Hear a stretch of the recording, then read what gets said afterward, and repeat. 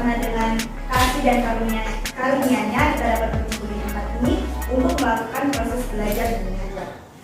Jadi pada saat ini di depan kami sudah ada kelompok 3 yang akan menjadi pemateri mempresentasikan materi mereka pada saat ini. Untuk itu sebelumnya saya memperkenalkan diri, saya sebagai moderator. Saya Wanda Widya Sama dengan akhiran NIM 040. Saya silakan kepada pemateri untuk memperkenalkan diri masing-masing. Perkenalkan, nama saya Nur Aini Margareta dengan akhiran NIM 022. Baik, perkenalkan nama saya Nita Nurjana dengan akhiran NIM 019.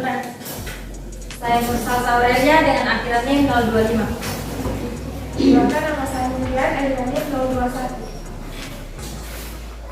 Saya Dita Dima Oktaviana dengan akhiran NIM 020. Perkenalkan, nama saya Sawati dengan akhiran NIM 017. Perkenalkan, saya Rahmawati dengan akhiran NIM 018. Perkenalkan, nama saya Dita dengan NIM 023. Perkenalkan, nama saya Reva dengan akhiran NIM 024. Ya baik, itulah perkenalan dari pemateri dari kelompok 3. Untuk mempersingkat waktu, kita akan masuk dalam materi yang akan dipresentasikan kepada pemateri saya. Baik, pertumbuhan dan perkembangan makhluk hidup. Yang pertama, pertumbuhan adalah proses penambahan ukuran suatu makhluk hidup yang sifatnya tidak dapat kembali lagi atau irreversibel. Perubahan dapat diukur dengan angka atau kuantitatif dan disebabkan oleh pembelahan atau pemanjangan sel. Kemudian, perkembangan adalah proses menuju dewasa atau pematangan fungsi organ.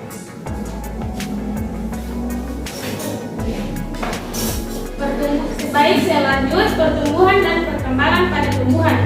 Pertumbuhan primer. Terbentuknya bunga dimulai dari alat kelamin betina atau putik yang mengandung sel telur, ovarium, lalu dibuahi oleh alat kelamin jantan atau benang sari yang mengandung sel sperma dan akhirnya membentuk lembaga atau zigot. Baik, selanjutnya di bagian pertumbuhan sekunder. Pertumbuhan sekunder hanya terjadi pada tumbuhan dikotil dan gymnospermae. Pertumbuhan sekunder terdapat pada jaringan meristem sekunder berupa gombium gabus atau gabus. Pertumbuhan primer ada 3. Yang pertama, pertumbuhan pada embrio. Kedua, pertumbuhan pada ujung akar. Dan ketiga, pertumbuhan pada ujung batang. Jenis perkecambahan ada 2. Yang pertama itu perkecambahan epigel. Krokodil tumbuhan memanjang yang mengakibatkan kotiledon dan lumula sampai keluar ke permukaan tanah sehingga kotiledon terdapat di atas tanah. Yang kedua itu perkecambahan hipogel. Terjadinya pertumbuhan memanjang dari epikotil sehingga menyebabkan lumula dan menembus pada kulit giginya yang nantinya akan muncul di atas tanah, sedangkan kotiledonnya masih di dalam tanah. Oke, saya lanjut ke pertumbuhan dan perkembangan pada hewan. Yang pertama, pertumbuhan dan perkembangan embrionik. Pertumbuhan dan perkembangan embrionik adalah fase pertumbuhan dan perkembangan makhluk hidup selama masa embrio yang diawali dengan peristiwa fertilisasi sampai dengan terbentuknya janin di dalam tubuh induk betina. Yang kedua, pertumbuhan dan perkembangan pasca embrio. Pada masa ini, pertumbuhan dan perkembangan yang terjadi terutama penyempurnaan alat-alat reproduksi atau alat-alat kelamin, dan biasanya pula hanya terjadi peningkatan ukuran bagian-bagian tubuh saja. Baik, selanjut berikutnya pertumbuhan dan perkembangan embrionik. Pembelahan dan gastulasi, yaitu pembelahan dan gastulasi. Kemudian gastulasi yaitu triploblastik dan diploblastik. Kemudian organogenesis, yaitu ekloderm akan mengalami diferensiasi menjadi kulit, rambut, sistem saraf, dan alat-alat indera.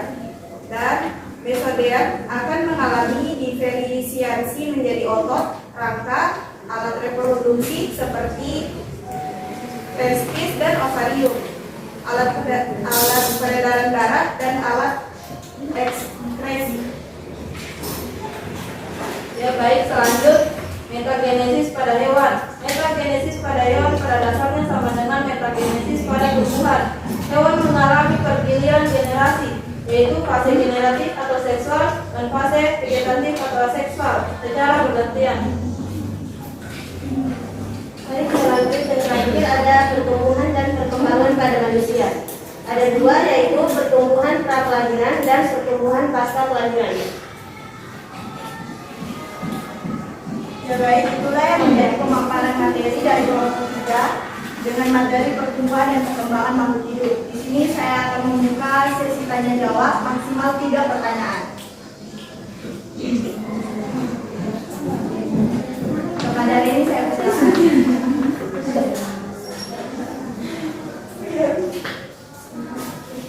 Assalamualaikum warahmatullahi wabarakatuh. Waalaikumsalam warahmatullahi wabarakatuh. Terima kasih untuk kesempatan yang telah diberikan. Pertanyaan saya, di PPT tadi dijelaskan perkecambahan epigel dan perkecambahan hipogel. Bisa berikan contoh dari perkecambahan epigel dan hipogel? Ya baik, selanjutnya kepada penanya selanjutnya, kepada Sandrina saya persilakan. Baik, terima kasih atas kesempatannya. Perkenalkan, nama saya Sandrina dengan aku dari nomor 3. Pertanyaan saya, apakah pertumbuhan dan perkembangan akan terjadi selama hidup manusia? Terima kasih. Ya baik, terakhir kepada penanya yang terakhir, saya persilakan kepada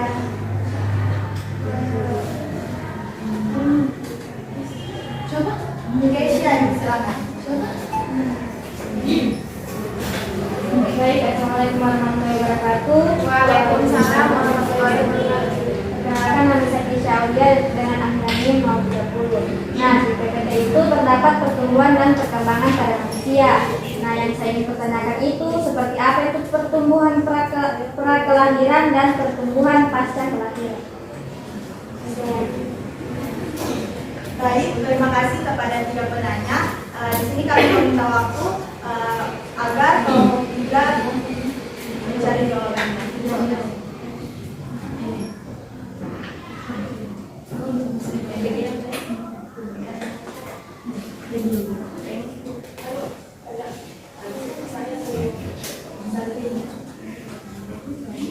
Baik, di sini kelompok 3 akan menjawab pertanyaan dari kepada yang akan menjawab, saya persilakan. Baik, terima kasih atas kesempatan yang diberikan kepada saya.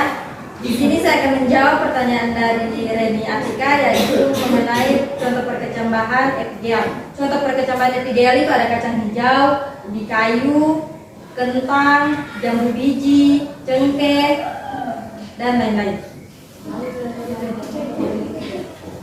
Yang kedua itu contoh perkecambahan hipogel.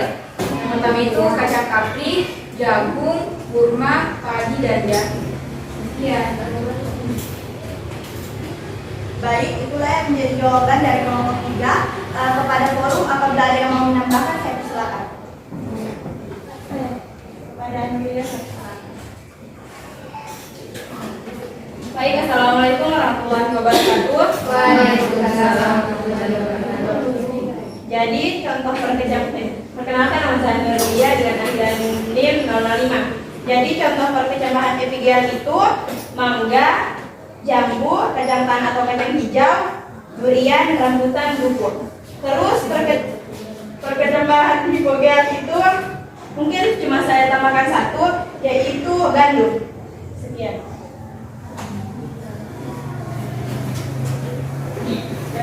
dari yang mau menambahkan lagi kepada tulis? Baik, bismillah. Assalamualaikum warahmatullahi wabarakatuh. Waalaikumsalam warahmatullahi wabarakatuh. Sebelumnya saya ucapkan terima kasih atas kesempatan yang telah diberikan. Perkenalkan, nama saya Yulia Rahmawati dengan akhir NIM 009. Baik, sebelumnya saya ingin menjelaskan tentang apa sih itu tumbuhan perkecambahan EPGL. Nah, perkecambahan EPGL itu yang kotiledonnya tetap berada di dia tumbuh ke permukaan. Contohnya saya mengambil sampel itu seperti kacang merah, dan lanjut pada hipogel itu kotiledonnya itu tetap berada di bawah tanah, seperti contohnya itu kacang polong dan juga kelapa. Terima kasih. Ya baik, apabila ada yang mau menambahkan lagi, karena tidak ada yang mau menambahkan, saya kembalikan kepada penanya. Apa sudah bisa diterima?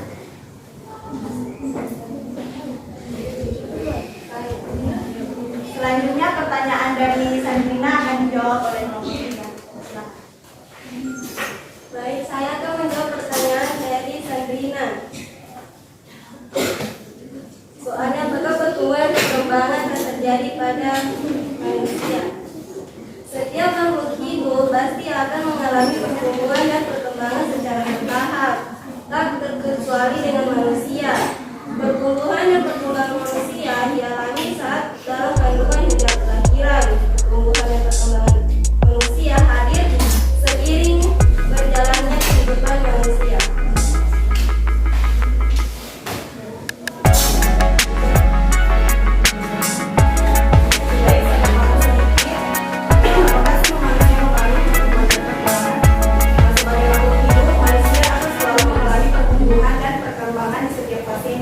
Pertumbuhan dan perkembangan akan dipengaruhi oleh beberapa faktor, faktor genetik, faktor hormon, dan faktor gizi. Sekian.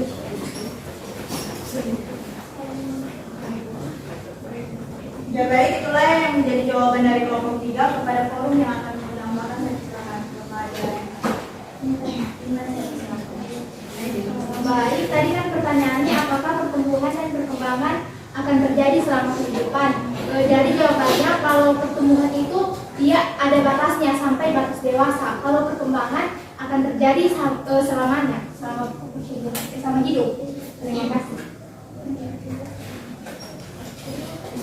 dari kepada forum apabila ada yang mau menambahkan lagi, saya silakan. Ya baik, karena tidak ada, saya kembalikan kepada penanya. Apa sudah bisa diterima jawabannya? Bisa. Terima kasih. Ya baik, untuk pertanyaan terakhir dari Keisha akan dijawab oleh kelompok 3. Oke, baik, saya akan menjawab pertanyaan dari Keisha. Jelaskan pertumbuhan setelah kelahiran dan pasca kelahiran. Jadi, pertumbuhan setelah kelahiran itu disebut juga dengan prenatal atau masa sebelum masa kelahiran manusia, adalah periode awal perkembangan manusia yang diawali sejak konsepsi, yakni ketika ovum dibuahi oleh sperma laki-laki sampai dengan waktu kelahiran seorang individu. Masa ini berlangsung kurang lebih 9 bulan atau 280 hari sebelum lahir. Sedangkan pertumbuhan pasca kelahiran disebut dengan postnatal. Itu setelah dilahirkan, masih di masa-masa bayi sangat ringkih. Pokoknya setelah dilahir, itu masa kelahiran.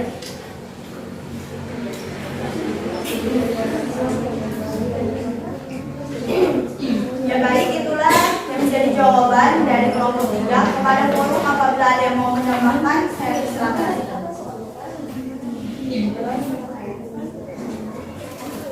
Baik, saya tambahkan di pertumbuhan pasca kelahiran. Di situ kan pada waktu lahir sampai akhir minggu kedua setelah bayi lahir, dan masa patmutas, yaitu langsung sejak bayi lahir sampai dipotong tali pusarnya. Setelah bayi lahir, tahap-tahap pertumbuhan dan perkembangan manusia adalah masa balita dan anak-anak, masa remaja, masa dewasa, dan masa tua. Ya baik, kepada forum apabila ada yang mau menambahkan, saya silakan. Ya baik, karena tidak ada, saya kepada Yuri, saya silakan. Baik, bismillah. Assalamualaikum warahmatullahi wabarakatuh.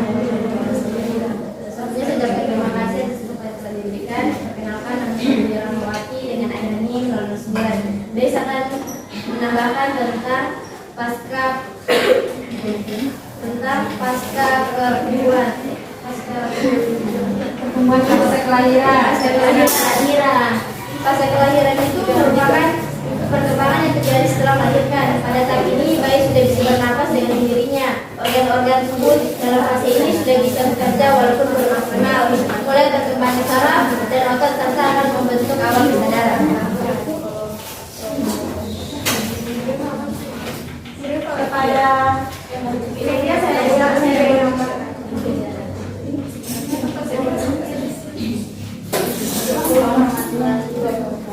Waalaikumsalam warahmatullahi wabarakatuh. Perkenalkan, nama saya Andriani Martoma. Di sini saya mengenalkan periode prenatal atau masa sebelum masa kelahiran manusia adalah periode awal perkembangan manusia yang diawali sejak konsepsi, yakni ketika ovum dibuahi oleh sperma laki-laki sampai dengan waktu kelahiran seorang individu. Periode pasca kelahiran yaitu periode setelah kelahiran bayi yang berlangsung selama kurang lebih 6 minggu atau sampai ibu telah sepenuhnya menyesuaikan diri dan telah kembali ke kondisi hampir seperti sebelum hamil.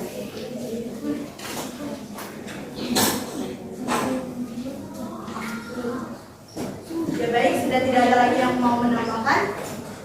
Apabila tidak ada, saya kembalikan kepada penanya. Apakah jawaban sudah bisa diterima? Terima kasih. Untuk sesi tanya jawab saya tutup. Di sini saya akan membacakan kesimpulan dari materi yang dipaparkan oleh kelompok 3. Yang pertama, pertumbuhan dan perkembangan pada makhluk hidup merupakan proses yang berbeda, tetapi terjadi secara bersamaan. Ada beberapa pertumbuhan dan perkembangan pada makhluk hidup, yaitu yang pertama, pertumbuhan dan perkembangan pada tumbuhan yang terdiri atas pertumbuhan primer yang menghasilkan pertambahan panjang dan tunas, kemudian pertumbuhan sekunder, yaitu pertumbuhan yang menghasilkan peningkatan ketebalan atau lingkar tanaman. Yang berikutnya, pertumbuhan dan perkembangan pada hewan yang dibedakan menjadi 2 fase utama, yaitu pertumbuhan dan perkembangan embrionik yang merupakan fase pertumbuhan dan perkembangan makhluk hidup selama masa embrio yang diawali dengan peristiwa fertilisasi, dan pertumbuhan dan perkembangan pasca embrionik atau pertumbuhan dan perkembangan setelah masa embrio. Yang terakhir yaitu pertumbuhan dan perkembangan pada manusia yang melalui 2 tahap, yaitu pertumbuhan dan perkembangan yaitu pra kelahiran dan pasca kelahiran. Demikianlah presentasi dari kelompok 3. Apabila ada kesalahan kata, saya mohon maaf. Terima kasih. Akhirnya saya ucapkan terima kasih dan selamat siang.